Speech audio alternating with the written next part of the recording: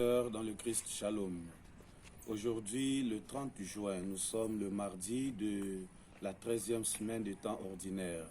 Mais ce jour marque l'accession de notre pays, la République démocratique du Congo, à l'indépendance.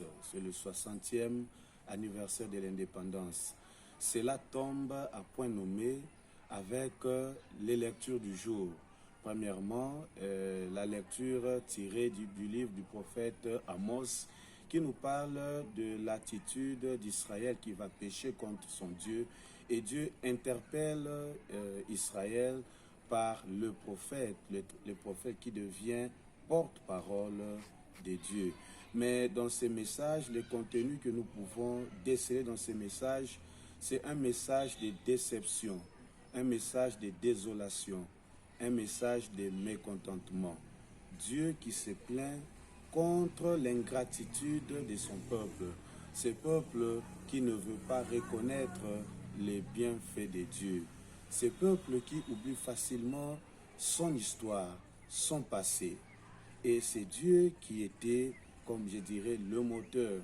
C'est Dieu qui a encadré ce peuple afin qu'il ne soit pas ébranlé par la force extérieure ou par les ennemis d'Israël. L'Évangile nous parle aussi du peuple ou à travers les disciples qui crient vers Dieu, qui crient son secours au moment de danger, au moment de la tribulation, au moment où l'épreuve leur assaille. Ils crient vers le Seigneur, Seigneur, sauve-nous. Et par la parole de Jésus, le vent violent va se calmer. Notre pays aujourd'hui doit une fois de plus regarder vers le Seigneur. À voir aujourd'hui notre pays, nous avons comme image, nous avons comme conviction que nos regards se sont détournés de Dieu. Nous cherchons de nous-mêmes notre propre salut. Or, l'homme doit toujours reconnaître que le salut et le secours de l'homme vient vers Dieu. Et c'est vers lui que nous devons attendre notre salut. 60 ans après, chers frères et sœurs, notre pays reflète une nation qui est encore loin d'être une nation bénie par Dieu. Et pourtant, Dieu nous a tout donné. Dieu nous a bénis. Dieu nous a donné une terre riche. Dieu nous a donné pas mal de potentialités. Mais il y a le mauvais cœur, un cœur de pierre, comme le dit le prophète Ézéchiel, qui habite encore l'homme congolais. L'homme congolais qui ne cherche que son propre bien, son propre bonheur, mais qui oublie de chercher le bonheur de toute la communauté. C'est ce qui fait régresser notre pays, ce qui fait que notre pays ne puisse pas aller de l'avant. Aujourd'hui, si nous observons très bien, les Congolais, le jeune qui est l'espoir de notre nation, cherche ou rêve à tout prix à quitter ce pays, à aller vivre sous d'autres cieux, dans d'autres pays. Un pays où nous nous rendons compte, le peuple a travaillé pour transformer leur milieu de vie. Mais nous sommes incapables de le faire. Nous envions aller ailleurs, nous envions aller à l'extérieur. Or, Dieu nous a tout donné. Notre pays est un paradis. Chaque Congolais doit se mettre au travail pour booster ou pour changer l'image de notre pays. 60 ans, l'homme entre déjà dans ce que nous appelons le troisième âge.